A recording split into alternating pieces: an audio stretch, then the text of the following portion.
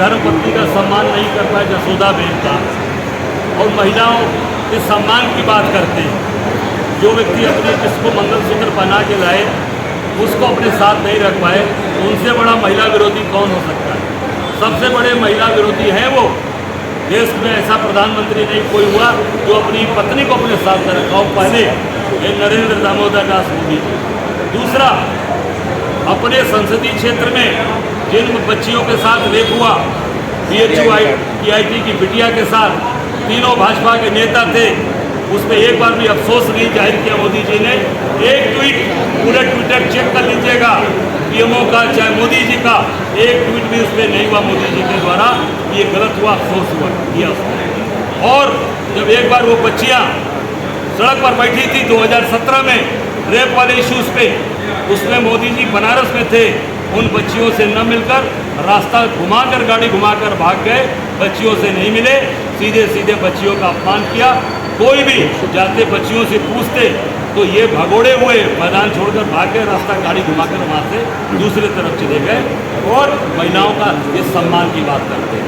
और दूसरी सबसे बड़ी बात कि आज तक मोदी जी 14, 19 दोनों चुनाव में बनारस में एक दिन नहीं रुके थे। 2024 में उनके रुकने का क्या कारण है कि 2-2 रात रुक गए, अभी नामांकन के पहले भी रुके और कल की रात को भी बनारस में रुके रहे।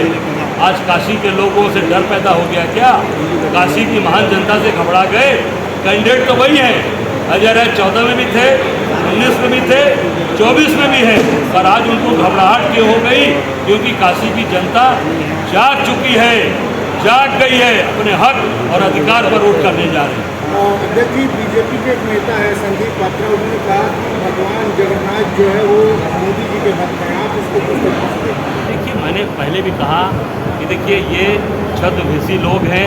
अब भगवान जगन्नाथ के लिए बोला पात्रा ने, आप सोच सकते हैं कि उनसे बड़ा कुपात्रा कौन होगा?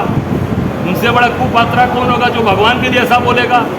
बनारस में मोदी जी ने बाबा विश्वनाथ महाशिवरात्रि को जो उनको मौरी चढ़ती है साल में एक बार, उस मौरी को भी धारण कर लिया बनारस में। तो वहाँ भगवान जगन्नाथ का अपमान किया और बनारस में महादेव का अपमान मोदी जी के द्वारा हुआ।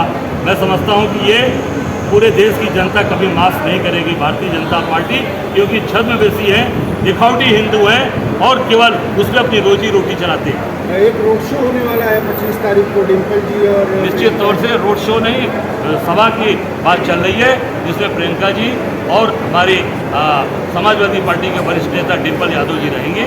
और निश्चित तौर से विशेष रूप से वो महिला की बात करेंगे जो महिलाओं का जिन्होंने सम्मान किया, खुद महिला हैं, जिनको पार्टी के लिए हमारे नेता हैं, हमारी बहन है और परिवार पार्टी को आगे बढ़ा रहे हैं। काशी और रायबरेली का रिजल्ट डंके की चोट पर लाखों वोट से जीते।